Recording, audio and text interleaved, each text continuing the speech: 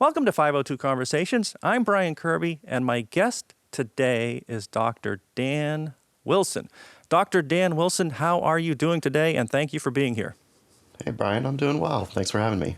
I have a brief bio on you, and then we shall get started. Dr. Wilson is a molecular biologist and science communicator.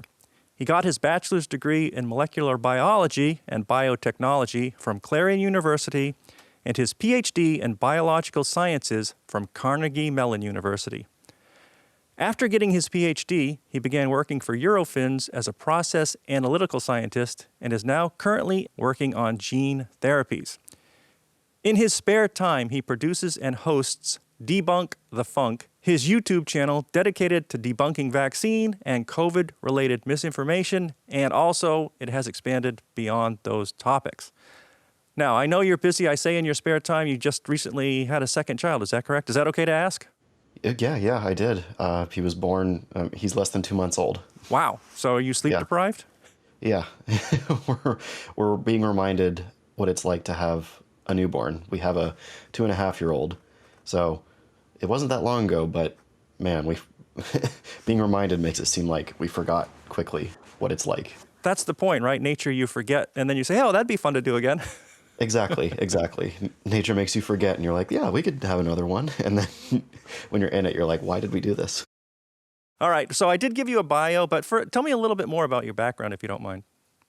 Yeah. So I got my PhD at Carnegie Mellon University, doing molecular and structural biology work, studying how ribosomes are made in cells. And that was, for me, a good lesson in just how to do basic science. It was really intense.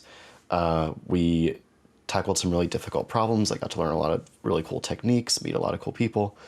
But I've always kind of been into science communication. And a big reason for that is back when I was younger, like middle school, early high school years, I was really deep into conspiracy theories. I wholeheartedly believed some. And it wasn't until I started actually learning about the scientific method, how it's done, and how the scientific community is really structured on a global scale, that I started to come out of those beliefs. And of course, along the way, there were really great teachers and even some really great YouTube channels. So, YouTube was part of how I got into conspiracy theories, but there were also some great YouTube channels that helped me get out, because there were some people who were communicating science really well. And so towards the end of my PhD, I figured, why don't I just try to make a YouTube channel? Just do it. I've been thinking about it for a while. Maybe I'll help someone like me out there who believes in conspiracy theories, but could be convinced otherwise with evidence. And so that's what I did. I just started a YouTube channel on my own time. And then that was January 2020, I believe I uploaded my first video. Then COVID happened. And so my little side project got more attention than I had expected, which is okay. And I just keep doing it when I can. How long did it take? Well, this is interesting to me, and actually something I wanted to talk about anyway, because, you must have been smart in high school to go through and get a science degree and a PhD. All right. So how did you fall prey to some conspiracy theories? But before I say that, the reason that I think this is important is because I like to reiterate, we're all susceptible, right? So if someone that has a PhD is watching this and say, oh, that could never happen to me. Yeah, that's not true. It's just, given the right circumstances, we are all susceptible, whether it's a conspiracy theory or medical misinformation or even falling prey to a psychic that's a good con man. So can you give me an example of one, and how long you believed it and how long it took you to work your way out of it? Oh, yeah. I believed in the 9/11 conspiracy. I thought it was an inside job. I believed that for maybe like 4 years. Well, how old were you? How old? I was young. This was probably like ages 14 to 18. Okay. And it started just by watching YouTube videos. Just getting sucked in. And, I've always been naturally really curious about things. I liked to learn things. But when I found YouTube, these YouTube documentaries that were pretending to teach you things, it felt like I was being let in on some really secret knowledge, that I was finding out really interesting things, and it just felt like I was learning on my own time, and it just sucked me in and grabbed me. And so, yeah, I wholeheartedly believed that for maybe about 4 years. And there were some other things that I believed, like I believed that the medical industry was hiding cancer cures. I never quite got into being anti-vaccine, but there were some medical like ideas that I fell prey to as well. But getting out of it was, I'd say, at least several months long process. It really, I describe it as like a chipping away kind of thing, because when you believe a conspiracy theory, you build this really really big web that ends up being actually pretty delicate. Because for me, believing something like 9/11 was an inside job, it was, okay, this involves like how many departments in the government. This involves how many people who have investigated it. This involves how many scientists who have participated in the cover-up or just ignored it. And it got bigger and bigger and bigger until I started being exposed to ideas that were totally ridiculous. And I would say, okay, well, I don't believe that, but I still believe all this. And then as I kept trying to defend it, as I kept trying to defend those ideas, every once in a while someone would bring up a really good argument, and I wouldn't be able to address it. And so I would never admit it to them, of course, because I was entrenched in these ideas, and I was way too proud to admit I was wrong. But in the moment, I would think, okay, well, that person got me there. I am going to accept that that's not true, but I still believe all this other stuff. But that kept happening over time, and so it kept chipping away and crumbling until eventually I just said, there's nothing to this. I can't in good faith believe this anymore. And then I started, actually going to college for biology in my undergraduate. I met really awesome teachers, started learning more about how science works. I took an awesome class called Science and Society. I wish more curricula offered classes like that. And it just, I got to see how when the scientific community on a global scale is really just this organization of a bunch of nerds who are really competitive, always trying to disprove each other and always trying to disprove their own ideas before someone else does so they don't look silly. It's really hard to believe a conspiracy theory at that point. A conspiracy theory like 9/11 is an inside job anyway. So yeah, I'd say by the time I started my freshman year in undergraduate, I was pretty much out of those beliefs. But then there were several more months of just coming into who I was outside of those beliefs, if that makes sense. Another reason I like that you mentioned the conspiracy theories and how you worked out of it is because I just saw a recent video that you did with Lydia Green, correct? Mm-hmm. A former anti-vaxxer.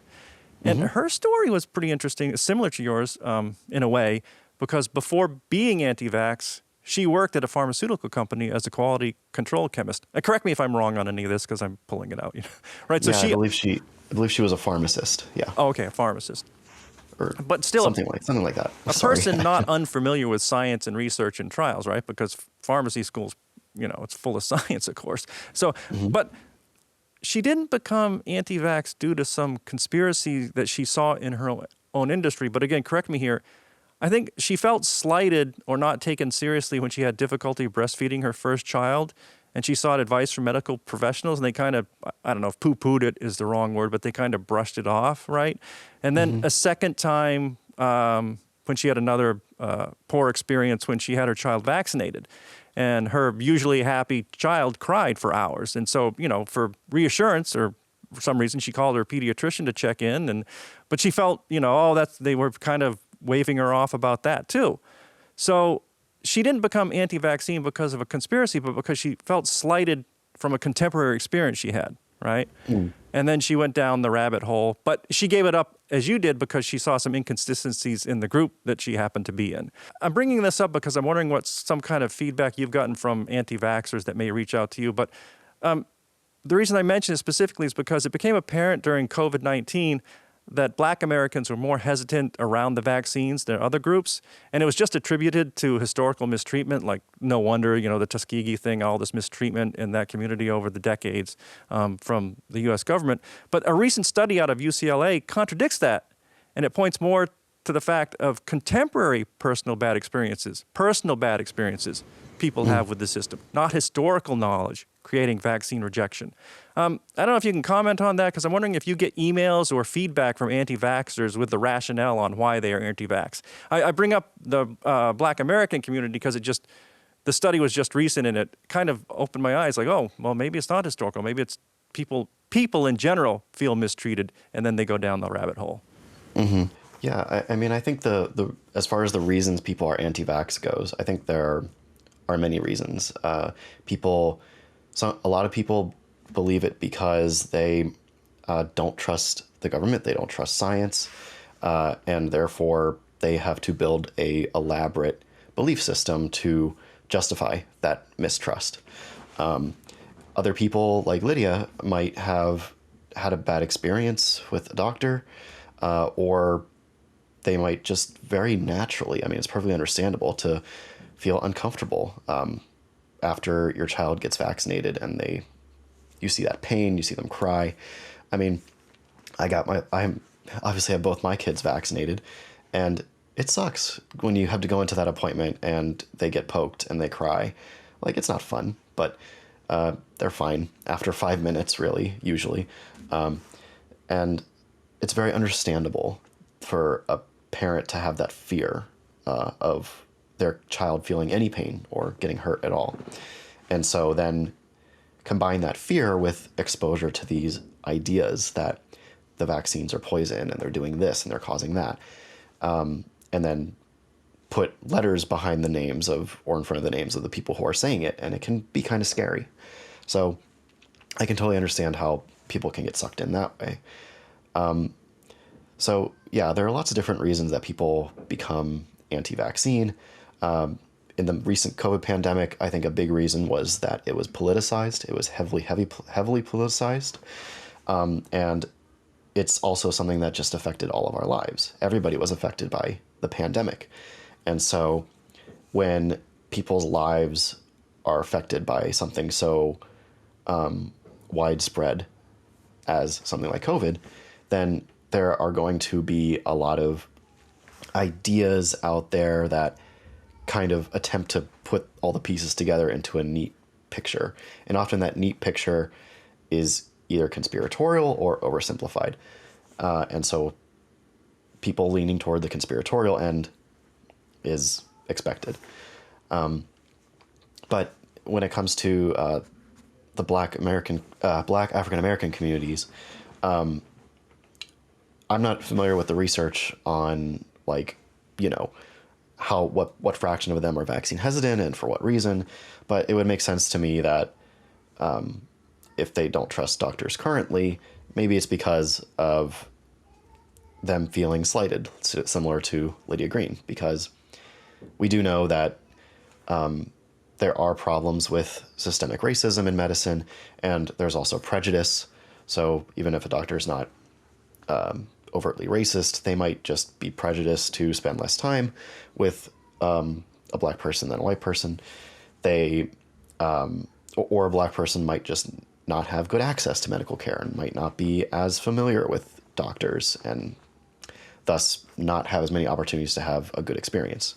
So I think there are lots of understandable reasons that people would be hesitant and believe these kinds of things. It's interesting you mentioned that because two things there related to getting your own child vaccine and the experience with Lydia Green. Once she felt slighted, or anybody feels slighted, and you go online, you can find a welcoming community right away. Mm-hmm. So you feel, gosh, what am I going to do? They're not listening to me. And all of a sudden here's a Facebook group. Man, they're taking me seriously. They know exactly what I'm talking about. They're giving me all the answers, even though they're the wrong answers. So right away, You're enveloped in a welcoming and caring community.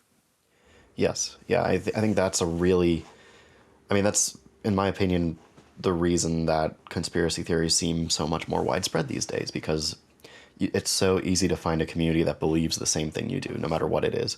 I mean, if you believe in Bigfoot, you can go online and find thousands of other people who say, I've seen Bigfoot and I believe it too, and you can find a community there. You can find camaraderie there, and that's something humans long for, that connectedness, that community. Same thing with like ghosts or the Loch Ness Monster, or if someone drank some stevia, put some stevia in their tea and drank it and then had a bad health effect, and then they blame their problems on artificial sweeteners. You can find so many people online who would have that same experience. It doesn't mean it's true. It doesn't mean that it's a real causal link or a phenomenon. All right, let's get right at your work now, your YouTube channel. So how do you choose a topic? Well, usually I go on Twitter and I see what's trending. Okay. These days, at least, people will tag me in stuff. They'll send me stuff. People will email me things. My feed, my algorithm is all just, it's all screwed up. It's all terrible. I see all of the conspiracy theories all the time. So it's a grab bag, and I kind of just pick something that is popular that I think deserves addressing, or something that I think that I could effectively address. So yeah, it's kind of a grab bag most of the time, but whatever's trending and whatever I feel is worth addressing. And I love the way that you do it as well, because you'll take the actual research and review it and put a link to it. I don't bother to do that. I probably should. It's easy enough. I mean, if anybody wants anything, they can just email me. I have it all on file anyway. But you'll actually, people will misrepresent science, and then you'll take the study and say, wait a minute, it doesn't say that at all. It does if you truncate it, or you show this half of the graph, or whatever mistake they've made, and then you link right to it. So I really appreciate that. Let me ask you, you may have to, I don't know, maybe you'll have to be careful about how you phrase this or not, but I'm interested as a science communicator. You are a science communicator. What's the response been from peers and maybe even admin and human resources or professionals, if any? I mean, does anybody have anything to say? Yeah, definitely. I've gotten reactions for sure.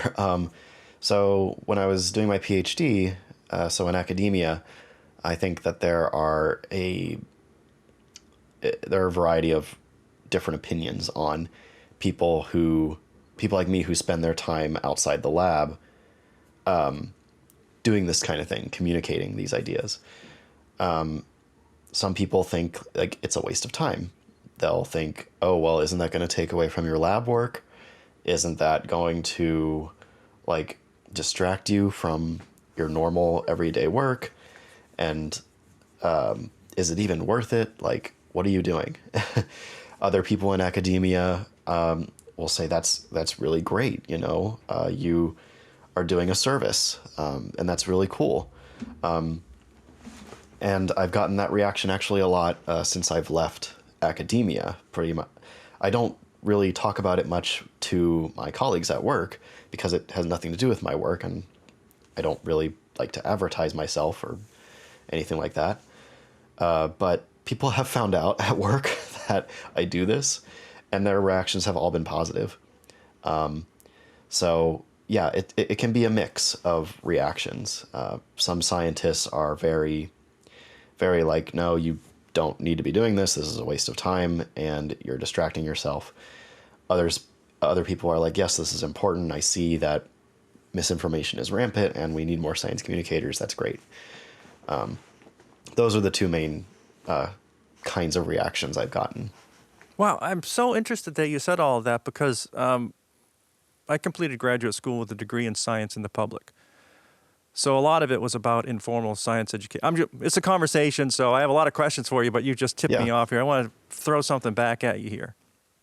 So for my final, it's just interesting what you just said. So for my final project, we do a big paper, of course, but also they like to have you do a project, so do something tangible for the public. So I produced a science cafe, right? So it's an informal atmosphere, a public audience. Somebody comes to present short, usually it's short. With the point is Q&A with the public, all right?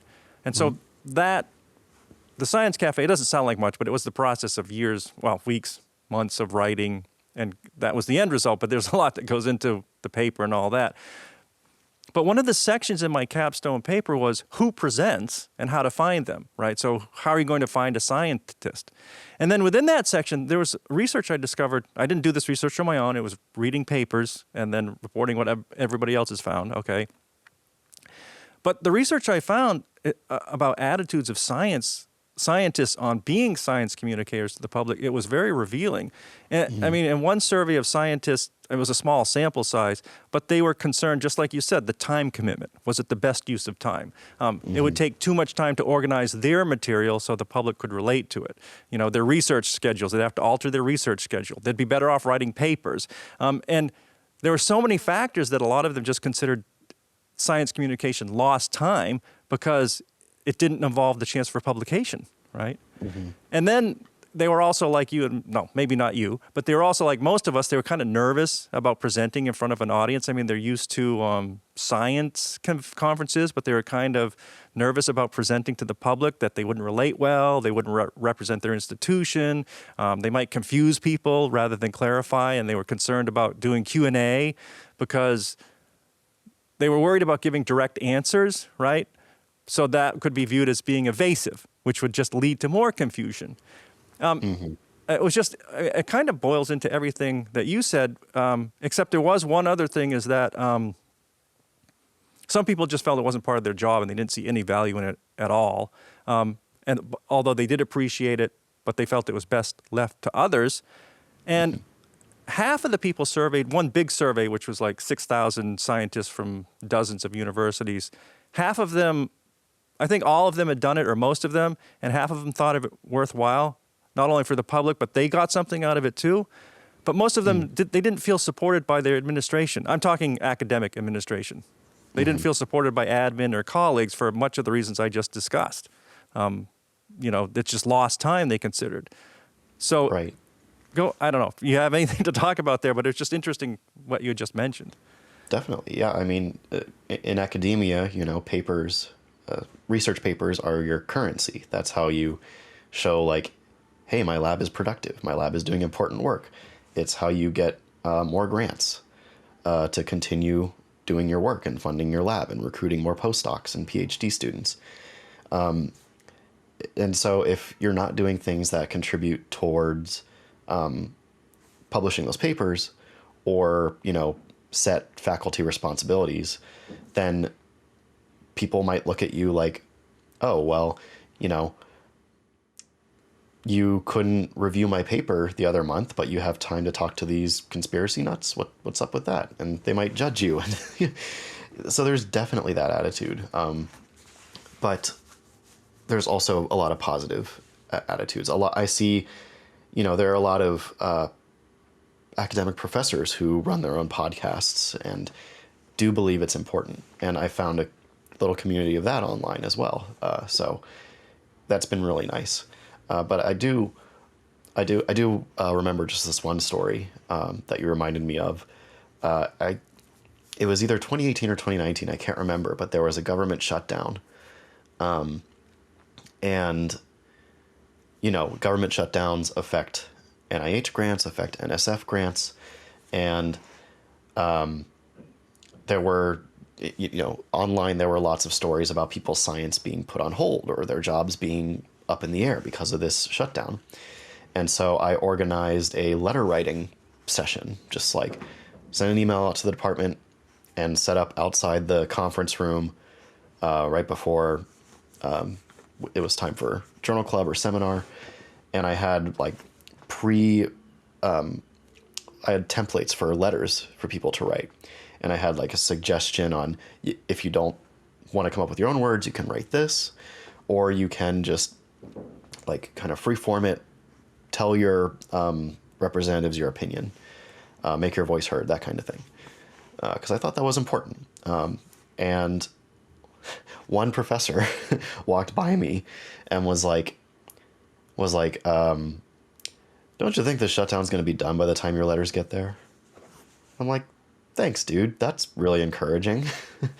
But then another professor was like, this is awesome. Here's $20 to pay for your stamps. Oh, wow. And I was like, wow, okay. So there you go. You know, two completely different attitudes on a student spending their time on something that they think is important. So there you go. So what's the online response been? You probably don't. I think I read on that you don't read your comments very often now. But people, you're easy to find. So if people really have a comment, they can reach out to you. So I'm just wondering, do you get all kinds of stuff like you're a total hack and you're the problem to thanks, you've really helped me, or is there a balance there, or do you feel comfortable talking about it? I'd say that most of the people who reach out to me directly are positive. Most of the negativity is going to be in the comments because those people don't listen and they don't read that I don't read the comments and they don't actually care about talking to me, so they just leave a comment. People who reach out to me over email or direct message, it's mostly positive, or they're just asking me a question. I'm really bad these days about responding to direct messages because, 2 kids and full-time job. It's hard to keep hobbies going on top of all that. I've gotten messages from people who say things like, I was really nervous about getting COVID vaccines, and then I saw your videos, and now I scheduled my first vaccine appointment. And I'd say, great, that's awesome. Let me know if you have any more concerns. I'm happy to answer questions. I've gotten messages from people who are offering corrections, like they're supportive, but they're offering corrections and things like when I made that video about RFK on Joe Rogan, I said things about, I made analogies about chemistry, and 1 or 2 chemists reached out and said, hey, here's how I think you can say this a little better. So I appreciate those kinds of emails as well. And of course, there are the emails that are just people being nasty, of course, people saying, I've gotten death threats. Wow. I've gotten hate. But I think it's par for the course, unfortunately, for people in this space communicating these things. I don't know of any science communicators like me who do this kind of thing and address conspiracy theories who haven't gotten things like death threats at least once, unfortunately. But like I said, most direct messages are very positive. Well, I'm sorry for that. That's going to be quite startling. I mean, I've only been called a Nazi once. It hit me kind of hard, though, because it's just like, how can you be so... I mean, that's the dumbest... But they're comparing my work to the Nuremberg trials. Like, eventually I'm going to get tried because I'm an accomplice in the mass depopulation of... Right. So, anyway. Yeah, I've heard that before.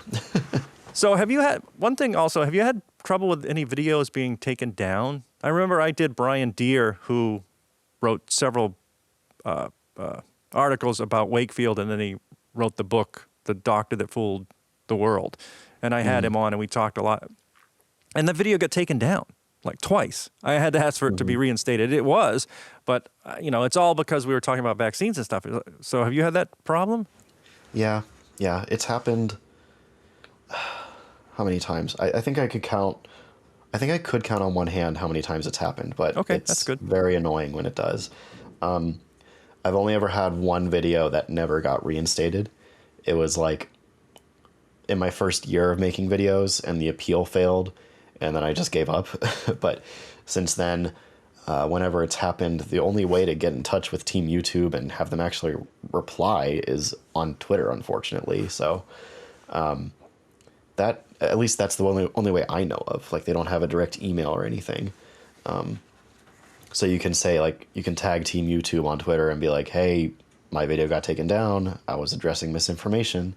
The video spreading misinformation is still up. What gives? And usually they do reinstate it after that. Not always. But yeah, it's really annoying because it's just the algorithm picking up certain things, and taking down a video. So it's been pretty annoying, especially when the videos spreading misinformation are getting millions of views and are not being taken down. I guess we can't forget that, misinformation that generates millions of views, it's still millions of views and a lot of advertising for YouTube. I don't know if that plays into it or not, but, you might be hesitant to take down something that's generating a lot of income. When your pocketbook is when your pocketbook is reliant on misinformation, you're probably less likely to view it as misinformation. Oh yeah, and videos spreading misinformation get way more views that's than unbelievable. the videos correcting it. I mean, I think my most viewed video might have like 200,000 views or something. That's nothing in the grand scheme of things. Meanwhile, people like John Campbell are uploading like multiple videos a week that are getting hundreds of thousands of views each, just saying the most wild conspiracy theories and whatever's trending, literally whatever's trending on Twitter. He will just make a video about it, get hundreds of thousands of views, and he makes millions of dollars a year because of that. Speaking of that, do you reach out to the producers of the content that you take on as videos? I mean, I'm just wondering if some of them are, so you will reach out and say, listen, I'm doing this review of your stuff. Here's what I think. I'm not putting words in your mouth, but I mean, you do reach out to them? Oh, what I usually do is, I will let them know somehow, or like I'll tag them on social media, or, I'll say in the video, hey, if you want to talk to me, here's my email. But I'll usually do that like after the video goes up. So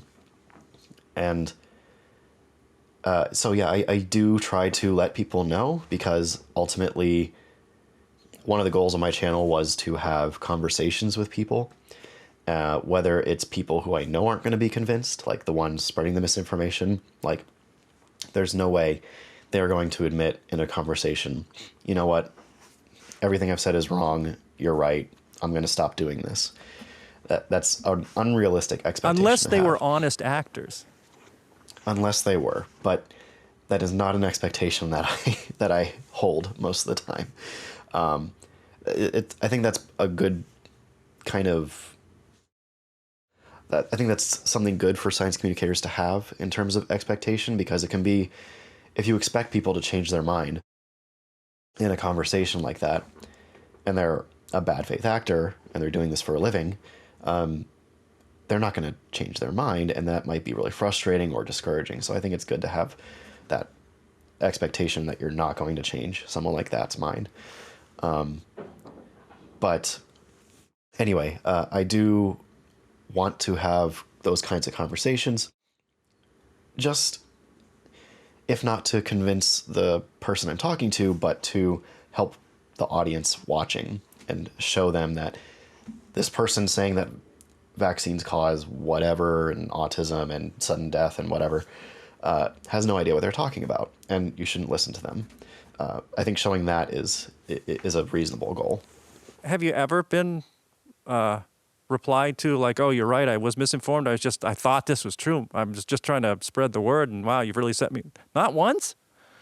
Not about someone who I've made a video about. Oh. No. So Bret Weinstein, No, so. You didn't hear from Bret Weinstein?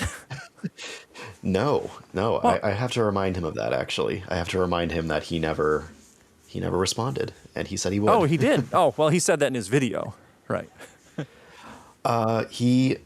So... maybe you want to set this up a little bit, so anybody that's...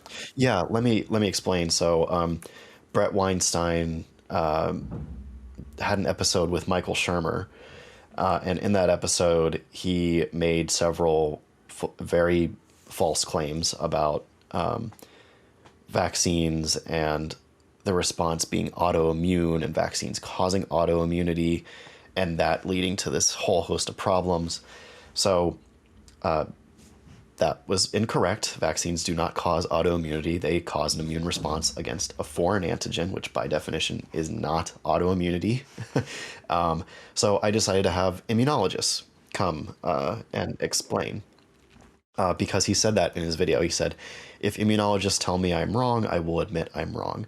So I thought, cool, okay, let's do that. And so I had some experts send me clips after listening to Bret Weinstein, and I included that in my video. And then Michael Shermer on Twitter, I think he tagged Bret or let him know somehow in a post that, hey, this video was made about you. And Bret responded to that tweet saying, I will respond in full, essentially, was the point. And that was almost 2 months ago now, something like that. It's been a while, and nothing. Haven't heard anything from him. So I need to remind him. That's interesting because he publicly stated, like you said, if I'm wrong, let me know. So you're wrong, here you go. I would view him, that'd be interesting though, because he is a scientist, right? He's a biologist, and I would view him as someone that's been corrected before and has corrected other people, you know? So yeah, I mean, there are several people who are scientists or doctors who are currently spreading misinformation about COVID. Right. I don't know exactly what Bret's story is. I know that he used to be an evolutionary biologist. Now he's a full-time podcaster. But it's not unheard of for scientists to kind of go rogue, and just get this idea that they are right and their idea has to be right and nothing can convince them otherwise. Which, you kind of, sometimes you see little bits of that in real scientists in academia. But it's not taken to that extent that Bret does. For example, like when I was doing my PhD, and I think a lot of PhD students can relate to this. My advisor and me, because I would talk with my advisor and we both come up with ideas together, or he would have his own idea. But a lot of times your advisor has this idea that they have, and they're like, I want you to do these experiments and test this idea, and I think we're going to get these results and show that this is what's going on. And then you as a PhD student go and do your experiments, and you have to come back to your advisor during lab meeting and say, hey, yeah, the experiments didn't work, or these are the results, we didn't get what we expected, these don't make any sense, or this result isn't significant. And then that is met with stubbornness. Like, oh, okay, well, maybe we can do this experiment, or maybe we missed something, and blah, blah, blah. There is often that stubbornness in science where it's like, let's really try to dig deeper into this and make sure that we're not missing anything, because I really want this idea to be true. But ultimately, if the data never shows it's true, then you have to accept it. And that's what we did during my PhD. We had this idea that this domain of this protein was doing something really, really important, and it just wasn't. Like, the data just was showing over and over again, it's just not that important. So we had to come to terms with that and accept that our initial idea was wrong, and we had to pivot our experiments. And that's when my project became more successful than it was. But I think that some scientists like Bret might take that attitude and bring it to the extreme, where they have this idea, they believe it's right, everyone keeps telling them it's wrong, the data keeps telling them it's wrong, but they are so committed to it, and they have this identity attached to it, which just makes them continue believing it. Someone like Bret Weinstein, though, I probably shouldn't talk about much. I don't know the guy, but he's not doing firsthand research. He's taking other people's data and making a statement on it. So you were doing firsthand research, but it's important to find out what doesn't work. So what you did that told you it wasn't working and that you're going in the wrong direction, that's incredibly valuable information. So now nobody else will make that mistake, right? Exactly, and then you pivoted. I think when I had Dr. Paul Offit on, he said it took I can't remember if it was 20 years and 26 billion or 26 years and 20 billion to finally get the Rototech virus. The Rototech vaccine. And they made a lot of mistakes along the way. But every mistake tells you what you're not doing right or what isn't working. That's incredibly valuable information. Mm-hmm. Yeah, that is the scientific process, to do things that don't work and then improve them through repetition and this kind of chipping away at getting to a real answer or something that works. And I mean, that's what the phrase standing on the shoulders of giants means. Like, if you were thrown in blind to make the same 1,000 mistakes that the person before you made, then you're not going to make any progress. But because people made 1,000 mistakes before you, you can learn from that and not waste all those years making those exact same mistakes. So, not to mention, you don't have to build your own microscope, right? You don't have to build your own microscope. You don't have to, there's so much you don't have to do. You don't have to write your own statistics program, right? Right. Back to exactly what you do, though. I guess we digressed there a little bit. It was interesting to me anyway. So what's your favorite, or what's your, I guess favorite, what's your favorite thing that you've taken on? I mean, some claims are just unbelievable, like all vaccines are a depopulation conspiracy and every doctor in the world's in on it, right? So what's the most egregious thing you've taken on that you thought was just seemingly beyond belief? Do you have I guess favorite's the wrong word, but I'll use it. Yeah. I'll focus on most egregious. Okay. All right. Yeah, I think that Robert F. Kennedy Jr.'s HIV/AIDS denialism is the most egregious thing I've taken on, in my opinion. It's a hot contest for the most egregious, but that's what I'll choose. Because it's just so ridiculous, so harmful, and a lot of people don't know that RFK Jr. pushes those ideas.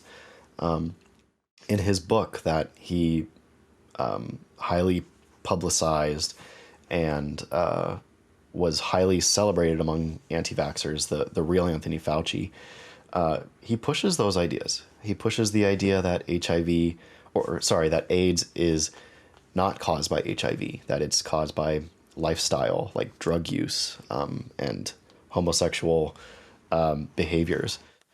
Just spontaneously? So, yeah, that's what the idea is, that you live this lifestyle of doing poppers and partying and having sex all the time, and that's what causes your immune system to deteriorate. He tries to be really weaselly in his book and say that he's agnostic on the idea on whether HIV causes AIDS, but he pushes that narrative very hard and promotes all of the people who have traditionally championed those ideas in that book. And so it's just despicable, in my opinion, that he pushes that and gets away with it. Getting at a scientific truth is difficult, right? Right. Sometimes, oftentimes, sometimes not. But but accepting an explanation, even if it's flawed. I mean, many people prefer some explanation. Sorry, many people like an explanation compared to no explanation, right? Like you've mentioned before, it gives them a sense, specifically with Lydia Green and conspiracies. I mean, it gives you a community right away, and then they give you a way to control it too. Here, don't do this, do this. We know what's going on. You want to comment on that before I move on? Sure, definitely. I mean, I think that's a big motivator for why people believe in conspiracy theories, because it's uncomfortable to have uncertainty. It's uncomfortable to not know things. And in a time like the COVID pandemic, and especially in that first year, where there was a lot of uncertainty. I mean, we were all doing things we'd never done before, staying home from work, not gathering, not going out, keeping kids home from school, not traveling practically at all. Those were big things that brought a lot of uncertainty. We didn't know how long it would last. We didn't know if the virus would become more dangerous over time. We didn't know if we would have a vaccine or a treatment anytime soon. And so when someone comes in and says, I have all the answers, the virus came from a lab, it's nothing to worry about, you don't need to change your lives for it, go about your day. Like, when someone says all that, it can offer a solution, and people might just accept it. But you have to be skeptical, and if you are skeptical to those ideas, then they fall apart rather quickly. And you just have to recognize that science can take time to get you those actual answers. So following from that, science is oftentimes difficult. Sometimes it's not, right? Well, I mean, it is and it isn't. So what I mean is when ivermectin, hydroxychloroquine, those are experiments that could be run, right? So it's not simple in the sense of it's totally simple, but it's a simple concept, right? You get two groups. Is there a difference between groups? There's no difference. It doesn't work. All right. So, I mean, it's a lot more involved than that, but that's like, Right. right.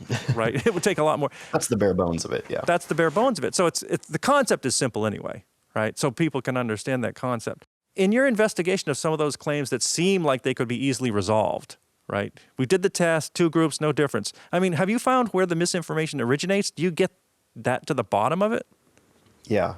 With ivermectin, it all really started when this one guy, Pierre Corey, who is a doctor, he went in front of, I don't remember if it was Congress or a state legislator, but he went in front of them, in his white lab coat at a time when we had pretty much zero data on how effective ivermectin was against COVID.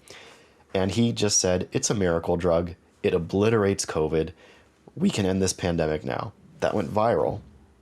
And he just spoke it into existence because he got that platform. And so many people believed him. And I remember at the time I made a video about it.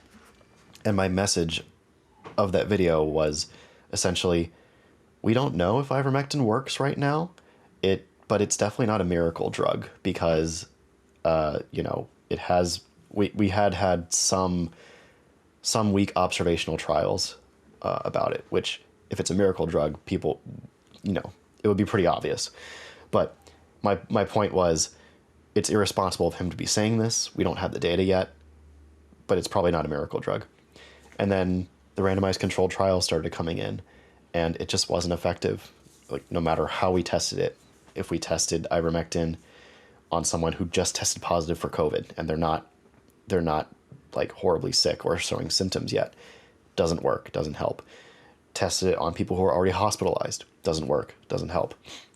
Tested it on people who, were not yet exposed, prophylaxis, doesn't work, doesn't help.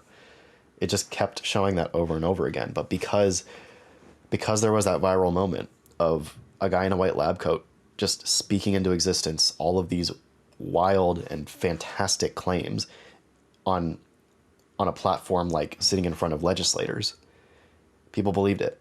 And it's really hard to dispel that. Science communicators often say that it takes 10 times as much work, or whatever number you want to say, to debunk an idea than it is to just put it out there. Another saying would be like, a lie travels around the world 3 times before the truth gets its shoes on. It's very true. It's very hard to dispel all of that myth after an event like that happens. Let me just mention one of the most egregious things I saw that you took on was COVID causes MS. And the reason I thought that was egregious was because when I watched your video, and two reasons. One is you can see right in the background, the first sentence says the vaccines are safe and effective. You can see it in this paper the person is referring to, right? The other thing is that was just the title of somebody's talk at a convention. He'd come up with this abstract, and that was the title of it. And then I read an interview with him where he said, I probably, I was wording it that way. I paraphrase, okay? Don't take this literally, but it seemed to me like he said, I needed to get some people interested in my research. So maybe it was irresponsible of me to word it that way. But that was really egregious, I thought, just claiming that, and then that the paper disappeared when there never was any paper. It was just an abstract for a poster or something, right? So that was pretty egregious to me, not only claiming it, but, it was a WHO paper, now it's disappeared, we can't find it anywhere, and you can see right in the background it says they're safe and effective. And then the next one is the excess death thing, right? People claiming excess deaths are attributable to the COVID vaccines, but even their own graphics show that the excess deaths are declining. Yeah, it doesn't make any sense. They have to do so much mental gymnastics and manipulation of the data to make that idea convincing in the slightest. One common thing that they do now is they'll say countries that are highly vaccinated, like Australia or New Zealand or some of the more vaccinated European countries, they'll say, oh, look, they have excess deaths now.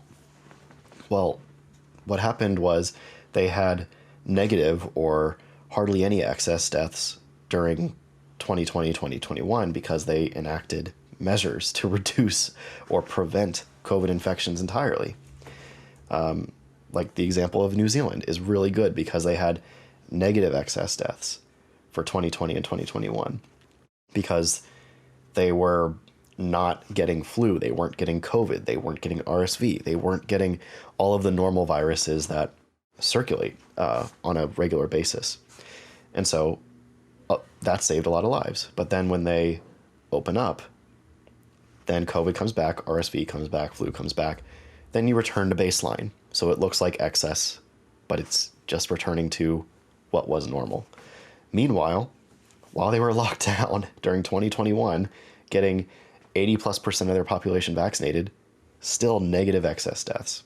And so there is no way around that, but anti-vaxxers will try to lie to avoid that fact.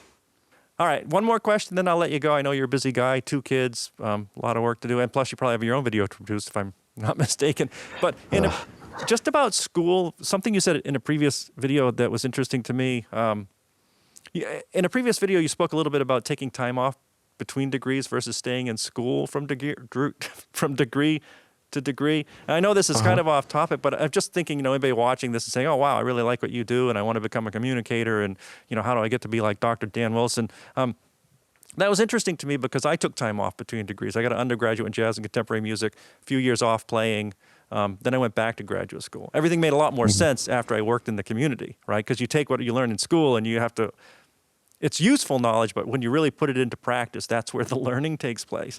And when I went back to graduate school, there were a lot of people that just went from undergrad to grad, and I didn't, personally speaking, during the seminars where we're all supposed to talk, they didn't really have much to contribute. I'm not slighting anybody there, but I'm just saying that was my experience.